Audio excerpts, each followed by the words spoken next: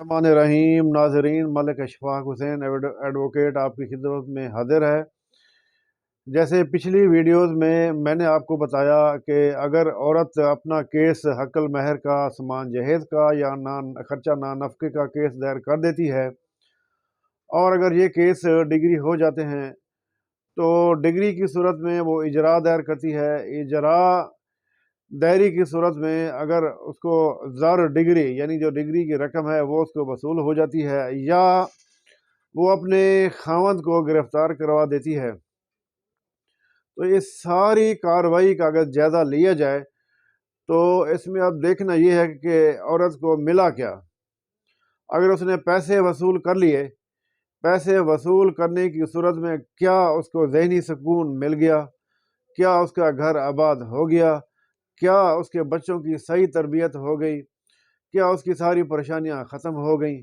अगर ये चीज़ें सारी उसको मिल गई हैं, इन सारी बातों का जवाब अगर हाँ में है तो वो फ़ायदे में है, अगर ना में है तो वो नुकसान में है।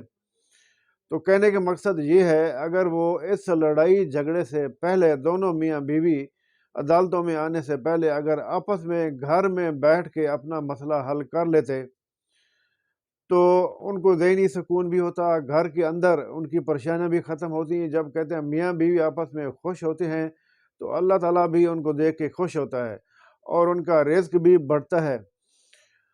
तो बजाय इसके कि वो मियाँ बीवी लड़ के आपस में अदालतों का रुख करें, उनको चाहिए कि सबसे पहले अपने घरों में बैठ के अपने आप को समझाएं, एक दूसरे को समझाएं और अदालतों में आने की बजाय मामला घर के अंदर हल करने की भरपूर कोशिश करें। ये सबसे बेहतर है, क्योंकि इकनॉमिक्स का असूल है, अगर आप 1 रुपया भी कहीं पे खर्च कर रहे हैं तो सबसे पहले आपने उसका इस्तिफादा देखना है कि इससे आपको फ़ायदा कितना मिलेगा। अगर फ़ायदा मिल रहा है तो फिर आप खर्च करें, फ़ायदा नहीं मिल रहा तो आप खर्च ना करें। आपने केस दायर कर दिया, सारी चीज़ें आपको मिल गई, आपकी अना की तस्कीन हो गई, तो क्या आपकी ज़िंदगी संवर गई? अगर ये इसका जवाब इनकार में है तो इसका मतलब फिर आपने गलत किया। आपने घर के अंदर मामला अपना सॉल्व करने की बजाय अदालत का रुख आपने किया, तो ये आपने गलत किया, आपने अपना घर खुद ही बर्बाद कर दिया। क्योंकि जब आप एक औरत अपने खामद को अदालत में ले आती है या खामद औरत को अदालत में ले आता है तो इसका मतलब ये है कि दोनों एक दूसरे से हमेशा के लिए जुदा हो गए। अब इसमें बच्चे भी रुल गए, बच्चों की तालीम और तरबियत परवरिश भी ख़त्म हो गई। बच्चों को सबसे पहले जो उनकी बुनियादी ज़रूरत है, सारी चीज़ों से पहले उनको अपने हकीकी जो वालिदैन हैं वो उनको चाहिए होते हैं।